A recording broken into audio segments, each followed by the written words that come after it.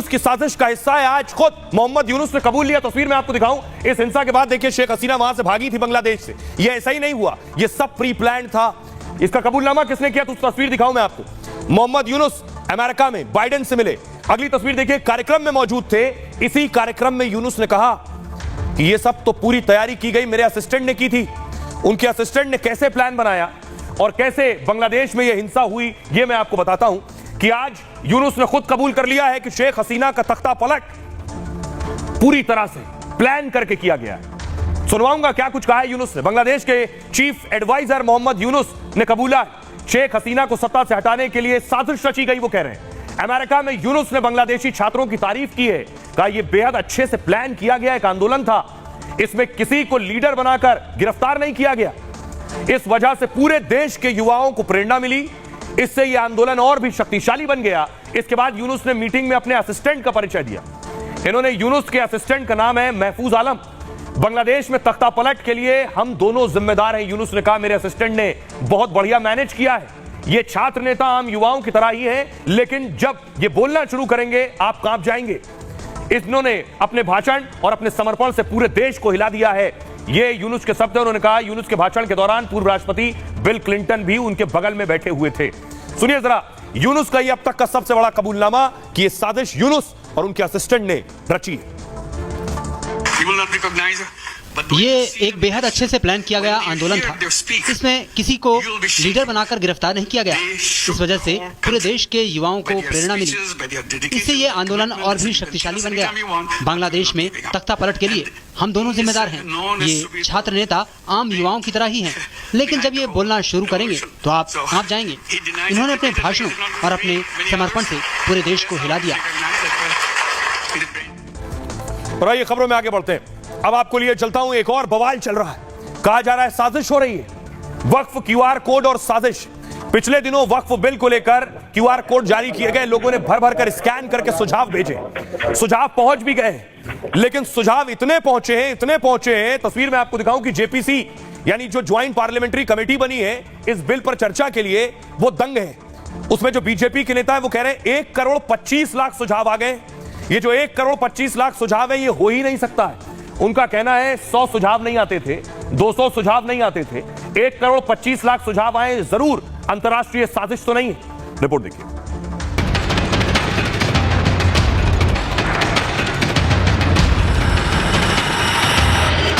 क्या QR code को लेकर आईएसआई ने साजिश की? क्या भगोड़े जाकिर नाइक और ओवैसी के बयानों ने असर दिखाया, या फिर वक्फ बिल पर ड्रैगन ने साजिश रची? जिस तरह से क्यूआर कोड बनाए गए, जिस तरह से सर्वर यूज किया गया, वो देश और देश से बाहर जो पहले जहां 1000 फीडबैक नहीं आते थे, 1.25 करोड़ कैसे पहुंच गए?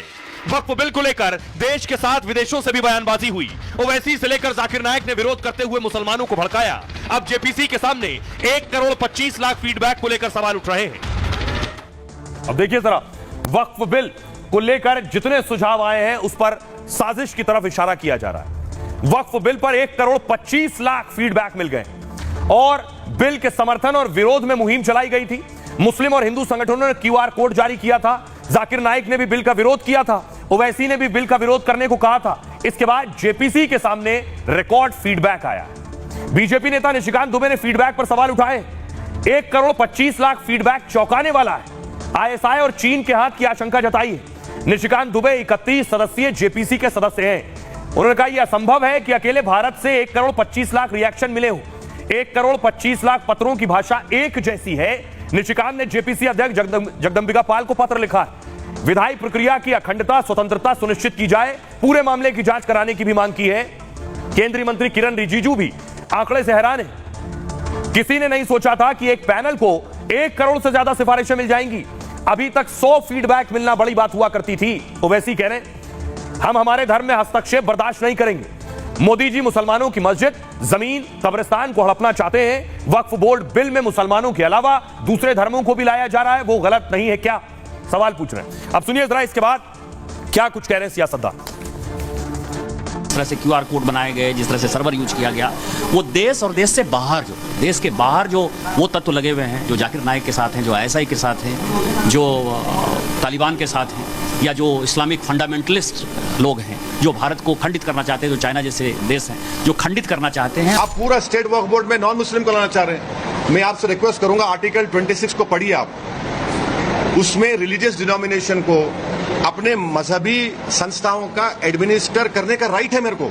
जेपीसी के एक मेंबर और बीजेपी सरकार के सांसद निशिकांत दुबे ने उस राय को जो मुसलमानों ने दी है पाकिस्तान और चीन से जोड़ दिया। अचानक एंट्री होती है देश के भगोड़े जाकिर नाइक की, अचानक एंट्री होती है आईएसआई की।